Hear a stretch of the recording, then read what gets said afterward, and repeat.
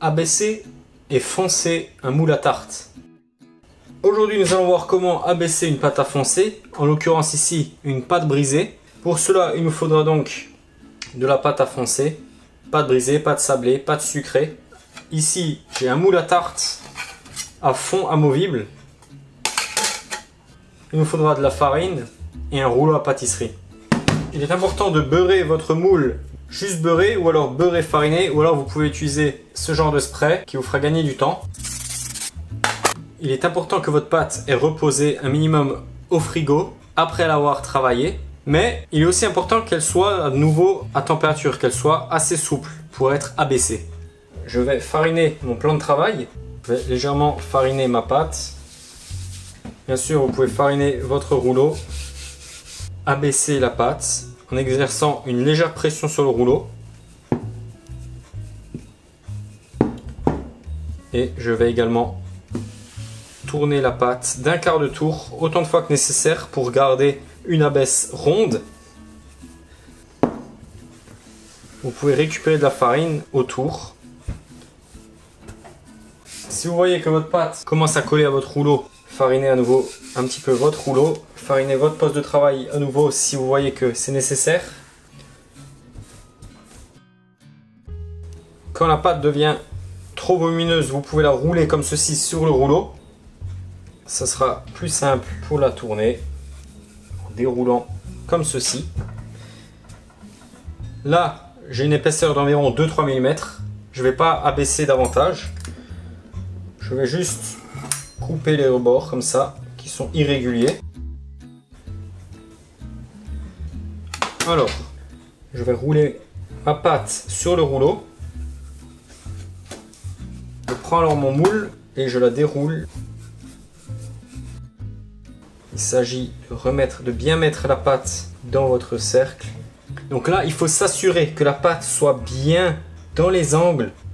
Pour cela, vous soulevez la pâte, vous vous assurez qu'elle soit bien ici dans l'angle et vous laissez ici environ 1 cm et vous pouvez appuyer. Vous voyez?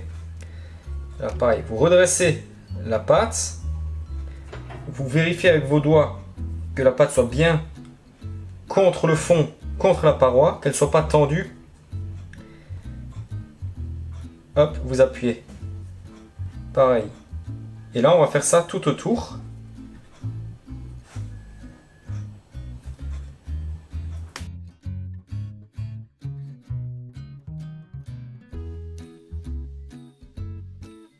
Vous prenez alors le rouleau et vous passez dessus comme ça. Ça va vous permettre de découper tout simplement le surplus de pâte. Je vais remonter les rebords en écrasant ici.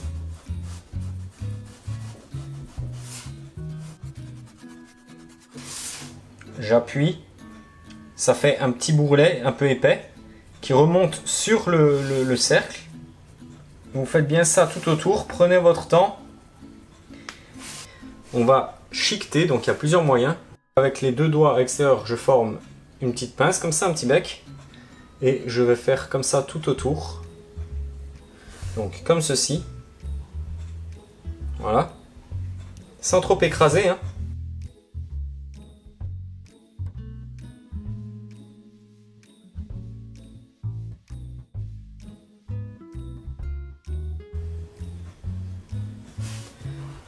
Et voilà. Donc là, il y a encore une étape à effectuer. Il faut piquer le fond. Donc, tout simplement, comme ça, avec une fourchette. Voilà. À ce stade-là, je vais filmer mon fond de tarte. Et je vais le laisser reposer, quoi qu'il arrive.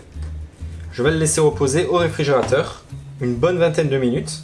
Même si je veux utiliser ma tarte, faire ma tarte tout de suite, il faut laisser reposer au réfrigérateur après avoir travaillé la pâte.